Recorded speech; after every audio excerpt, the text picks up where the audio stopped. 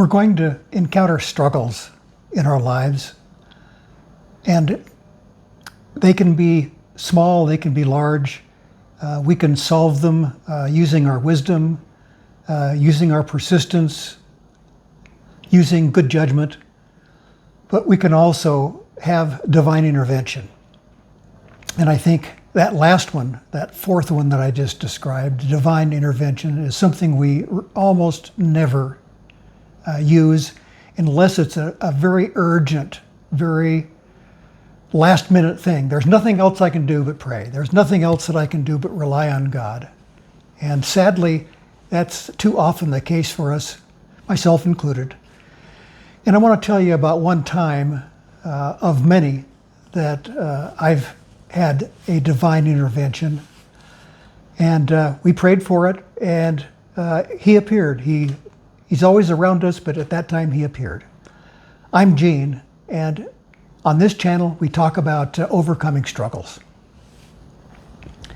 In 2016, August in fact, it'll be 10 years next month, that I was lying in bed reading the Word, the Bible, from my phone, and the words weren't looking right. And I thought, gosh, there's got to be something wrong with the app. I'll just have to take care of it tomorrow. And so I went to sleep. The next morning I got up, went out into the dining room where my lovely wife was sitting, and I told her what had happened, and she said, well, let me see your phone. And then she gave it back to me, and she said, read what it is you're seeing there. And so I began to read, and somehow my brain wasn't looking at those words as they were. And she said I was stumbling on the words, and it sounded like I was, a 5-year-old who's just learning how to read. And she said, well, there's something wrong. I kind of resisted that thought, but she persisted. There's persistence. And we went to the hospital. The doctor took some images and did an imaging process, in fact. I think it must have been an MRI at that point. And he came out, reported to us, and he said, very shyly, nice guy, but very interesting response. And he said, well, there's something wrong, something off in your head. And we said, well, what's that? I had no idea what exactly he was talking about at that point, but he said, well, let me show you. And he turned his computer around, and we looked at the screen, and there was a walnut-sized tumor in my head in the parietal occipital area, right about in this area right here. And we said, well, what do we do about it? And he said, well, you're going to need surgery. And he leaned over to us, and he said very quietly, he says, I can't really say this out loud, but you have to go to St. Joseph's, which was another hospital down in downtown Phoenix. We were up in Glendale at that point. But he said that very quietly, like it was a secret or like he wasn't supposed to be saying it. So we went down to St. Joseph's, and en route we called my daughter, I should say my wife called my daughter, and she told her what was happening. And she said, well, it's very interesting. A young man in our church had just had a brain surgery, had a tumor, and he was at St. Joseph's, and there was a doctor there by the name of Porter.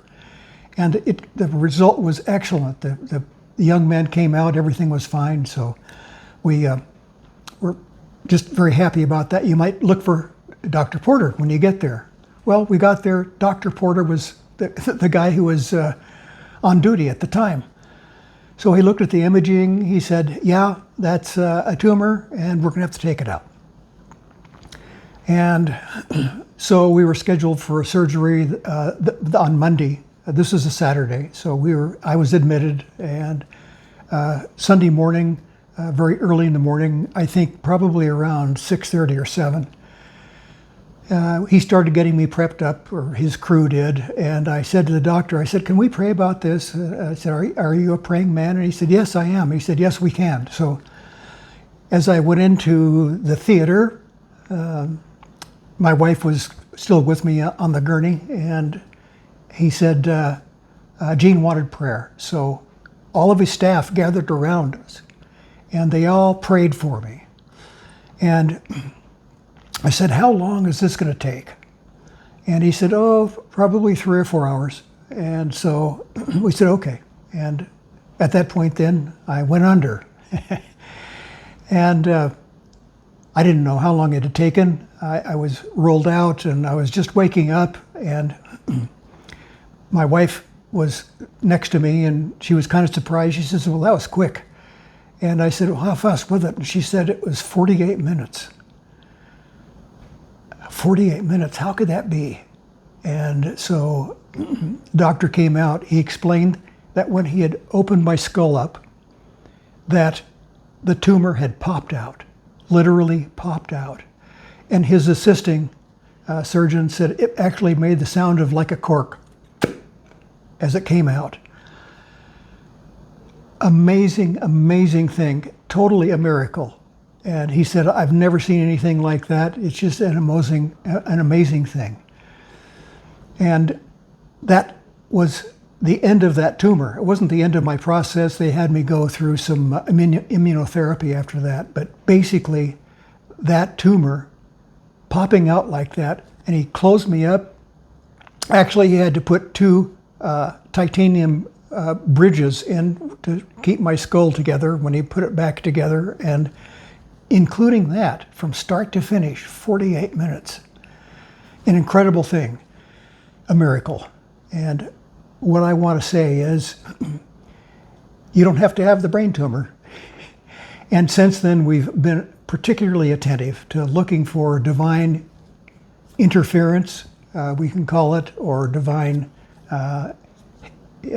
help. And I just want to say to everybody, look for that, expect that, pray for that if you're a praying person. And if not, have your friends or your believers pray for it. But God shows up. And that's certainly a way to overcome a struggle, isn't it? Well, I thank you for listening, and I look forward to our next time together. Sign up and give me a comment, and I appreciate you. Thanks very much. See you next time.